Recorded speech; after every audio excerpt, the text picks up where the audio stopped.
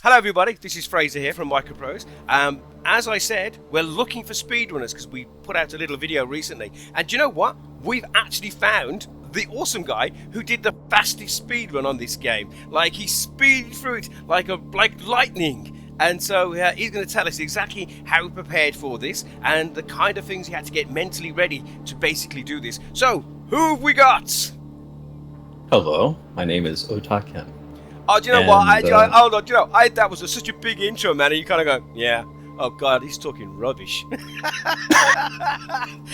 No, that's beautiful. So why first did you choose Drop as your game of choice for your speedrun on this?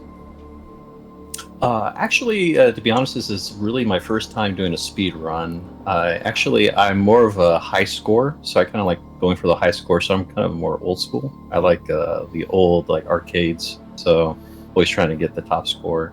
So yeah, so Drop actually kind of gives me the same kind of effect. Like it has that same kind of vibe as the old school. Do you know? Do you know what it is? It can be so hard. It actually feels like old school games. You remember, like in the old school games, there was no sort of like easy, medium, and hard. It was hard, and harder. Yeah, exactly. And it's like you kind of pretty much like take one quarter and see how long you can last. So yeah, exactly. like so each time you play the game, you see how fast you can go, like how far you can get, and so it kind of reminds me of that, like how far can you get on one quarter. So what sort of things did you prepare? A few times before you went for the record then? Or was it just like sitting there one day going to go, record? Do you know what? Boom! Oh no, it took multiple times. So like, especially like going through the first time initially, especially because the game's difficult when you first play it for the first time. Mm-hmm. And then you kind of like hesitant to go up to the hardcore mode. So you want to kind of jump into that. For me personally, jump into that mode as soon as possible so that I can actually kind of basically lose. So it just kept kind of losing over and over and over, and then it kind of, I guess, gets rid of that anxiety that can kind of build up. It's because you're afraid to do something wrong, so you want to kind of go through and just kind of get that out of the way, and then go in. Was it all muscle memory? Because presumably you practiced and didn't write notes, because it's not the sort of thing you can kind of go, I'll just refer to my notes. Yeah, it's pretty difficult to go back and refer to the notes. So it's like you have to go. It's a bit of muscle memory. Like over time, you just kind of go through and you just start to kind of get into a rhythm. You start to kind of, your brain starts to kind of jump around, like trying to figure out what something is off screen, and then you have to come back to it. It is a difficult game, and it's lots of lights, so that's distracting enough as it is. So how did you keep focus for that length of time? Okay, actually, it probably has a lot to do with when I was a kid, because my parents used to work in a casino in Reno, Nevada. And so my babysitter was the arcade. So for me personally, it was kind of like going there and then trying to save money. So I would try to see like how long I could last on the game.